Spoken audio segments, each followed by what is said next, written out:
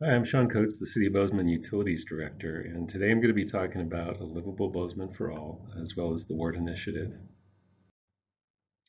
So what is the Ward Initiative? The Ward Initiative is a citizen special interest group initiative that received enough signatures to appear on the 2025 November ballot. It seeks to change the city code to require developers who seek to use the cash in lieu of water rights for development to provide affordable housing. Hey, I'm David Fine, and I'm the Housing and Urban Renewal Program Manager for the City of Bozeman.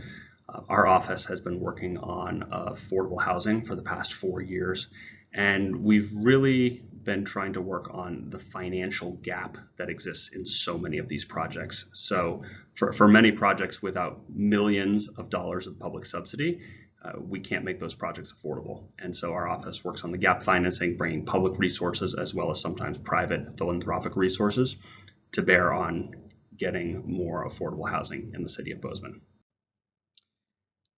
So Bozeman has been coming off a period of very rapid growth. We've had an average of 3.7% growth between 2013 and 2023. And you can see that in the community, you can feel it in the community. That rapid growth is behind us, at least for now. We're down to 1.4% growth, which is quite a bit more manageable. And I think we can speculate a little bit about what caused that. I think housing prices are definitely a part of that story. When home prices for sale have more than doubled in that period, that makes it harder to move to Bozeman and put down roots in the community. At the same time, this is a problem that we've taken really seriously at the city. And so since 2022, when we passed the new affordable housing ordinance, we have over 1,777 units that are either built or that have submitted plans to the city to be affordable housing. There's been over $120 million in federal, state, local, and private subsidies that have gone towards these projects. And market rate housing is an important part of the story too. Local vacancy rates have gone above 12%, and rent increases have slowed, and there's a lot of stories of rents being reduced across projects, market rate projects. So I'll talk a little bit about current water adequacy policy in the city of Bozeman. The current policy went into effect in 1984. It requires that projected water demand of new development be offset by one or more of three options. First of all, a new development can reduce demand associated with the project through water conservation practices. In fact, this is required of every development that comes through the door currently. The second option is to pay cash in lieu of water rights to the city, and then the city uses that cash to acquire water rights. And then another and final third option is for a development to bring usable water rights to the city to offset their water demand. In reality, 99% of the development out there has utilized this cash in lieu tool since the 1980s and is highly efficient due to being able to connect to the existing city infrastructure. So how would Ward change that water adequacy policy, and what does it mean for future housing development? So essentially, Ward would allow developers to pay cash in lieu of water rights to the city only if the development provides 33% or more affordable housing units. If the development were not to include the 33% affordable units, the developer then would be responsible for securing their own water rights and bringing those to the city. So what are the alternatives if the proposed ballot initiative is approved by the voters? First, if the initiative is approved, access to the cash in lieu water rights tool becomes restricted, requiring 33% of the housing product in any development be provided as affordable housing. Developers would have the option to secure their own water rights, which can take anywhere from 5 to 8 years. That's a time-consuming process, and there's no certainty at the end of that 5 to 8 years that a developer would have a viable water right that can be transferred to the municipality. And then third, developers can implement only on-site water efficiency or conservation measures to limit the impact of their development, with the remaining water demand coming from either option 1 or 2 to offset the balance in the demand. Off-site water conservation measures would essentially be removed under the ward initiative. Off-site water conservation measures look like changing toilets or shower fixtures, those types of tools in old existing apartment units or other buildings, so that they can essentially bring water conservation measures to other elements of the community simultaneously with their own development. So let's talk about a few water facts throughout the city of Bozeman. Bozeman gets all of its water essentially from 3 sources. One is the Lyman Spring Recharge Area, or water out of the Bridger mountain range. We get about 20% of our water supply out of that source. Bozeman gets about 40% of our water supply out of the Bozeman Creek watershed, and then another 40% comes out of the Highlight Creek watershed. Let's talk about a few quick facts of water supply in Bozeman. So first of all, Bozeman is not at risk of running out of water. When a developer proposes new housing, the city must ensure there is adequate water. And we do that, and we check that with every single development that comes through the door. In a normal water year, Bozeman uses only about 43% of its current water supply, and in a significant drought year, that increases to about 60%. So it gives you a sense that we really do have some room to grow before we would use up our current water supply. Now, that being said, we continue to develop water supply sources, so these numbers will continue to change and improve. But Bozeman proactively manages its water usage through our water conservation program as well. So we really not only manage our supply side of the equation, but we manage the demand side of the equation. We've made significant gains in our water conservation program over the last decade. And we continue to implement those water conservation measures and new measures, as well as new water supply development, according to our long-term water supply plan, our 50-year integrated water resources plan. And development within Bozeman really is the most water sustainable. If you compare our water use to other communities throughout Montana and throughout the West, currently Bozeman uses about 114 gallons per person per day. And others in Montana average about 163 gallons per person per day for municipalities across the state.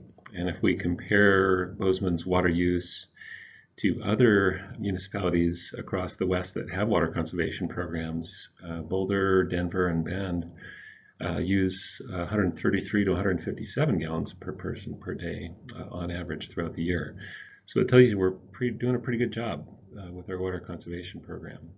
If we were to look at these on a gallons per household per day basis, Bozeman uses about 188 gallons per household per day on average. The national average is 254, arid western states 314.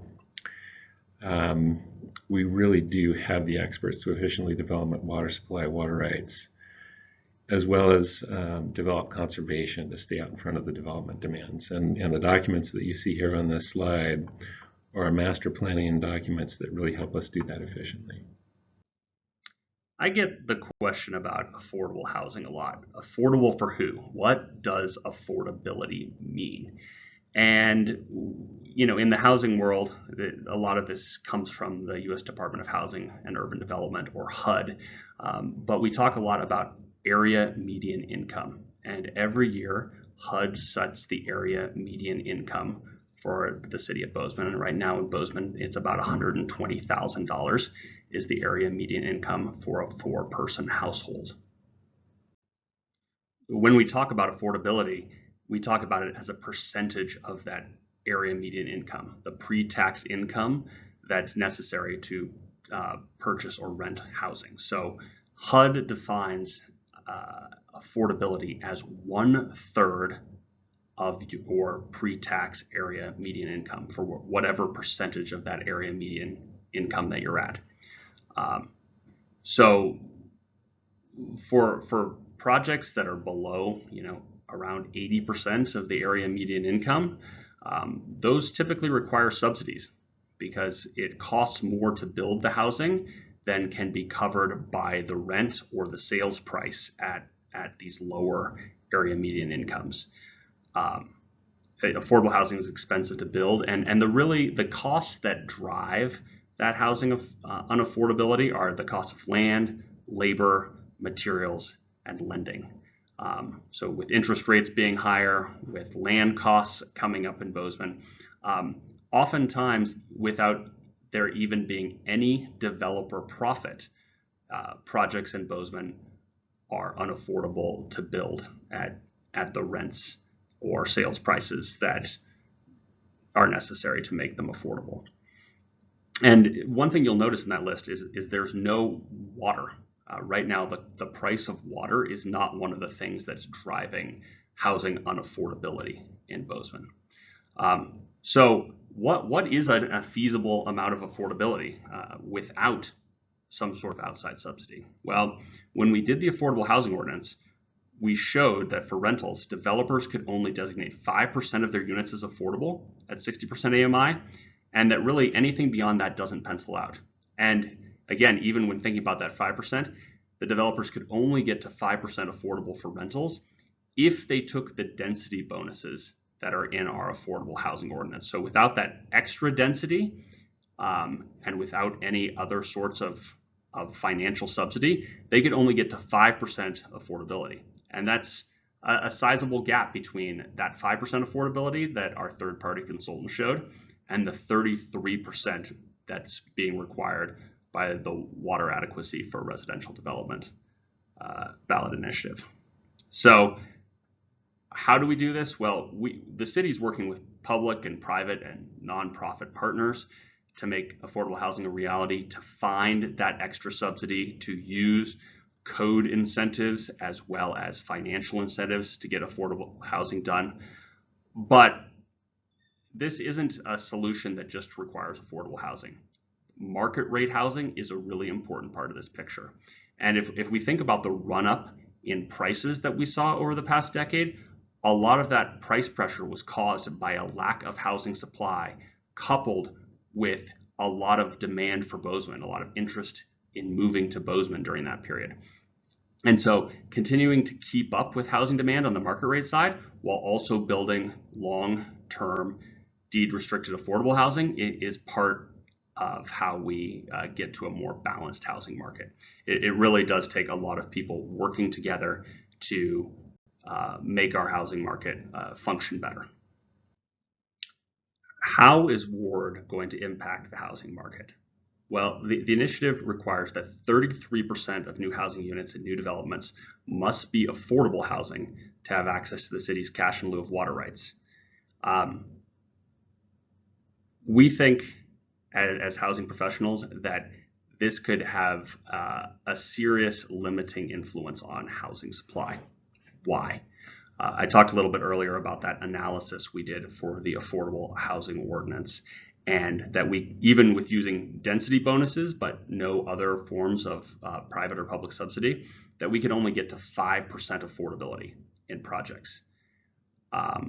That likely means that if you require 33% affordability and there isn't subsidy available, that you won't be able to do the project, because 98% of the projects in Bozeman have used the cash in lieu of water rights program. Getting actual water rights is difficult, and so if you require something that's not feasible without subsidies, and there are no subsidies, many projects won't be able to happen. We expect that this could limit housing supply, and with a limit on housing supply and not being able to keep up with demand for housing, that this could place upward price pressure on rentals and for sale homes. If, again, this is basic supply and demand. If there isn't enough of something, but there are buyers and renters with means, they'll be able to bid up the price of a scarce resource. And again, if projects can't make things pencil because they can't get enough rents, it's going to make it difficult for projects to be financed. even cover construction costs. And our housing market doesn't stop at the edge of the city limits of Bozeman. Four Corners, the Triangle area, Belgrade. These are all areas where housing can be built and don't have these restrictions. And so it's likely, if nothing happens to demand, that housing will be constructed outside of Bozeman, but Bozeman is still kind of the primary trade area. It's still the source of employment for many places, and so we'll likely see more people commuting into Bozeman from their housing outside of Bozeman with this initiative. If you've made it this far in the presentation, I think you've seen that housing affordability is a really complex issue. There are a lot of moving parts, and that really a solution to our community's affordable housing problems takes action from all of us.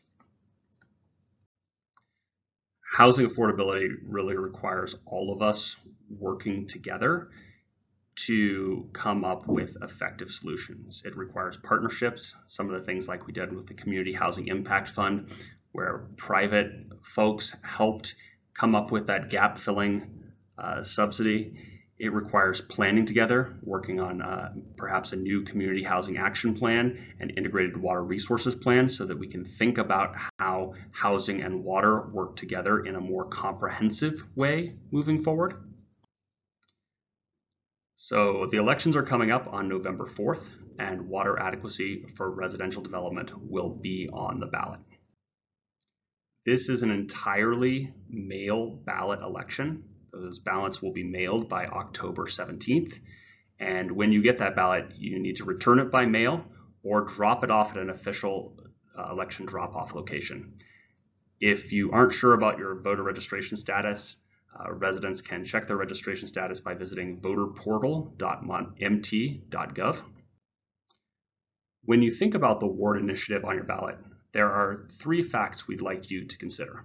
First, it's unlikely that this initiative will result in more affordable housing due to the high costs and the 33% requirement, and the fact that the initiative does not provide any new monetary subsidy to projects that has been so instrumental to getting affordable housing built in Bozeman.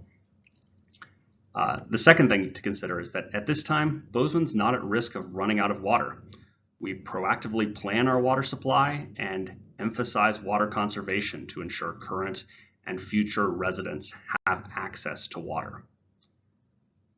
And finally, there's no silver bullet to make housing more affordable. Another regulatory barrier creates barriers to comprehensive solutions. We're glad you've taken the time to learn more about the Water Adequacy for Residential Development ballot initiative.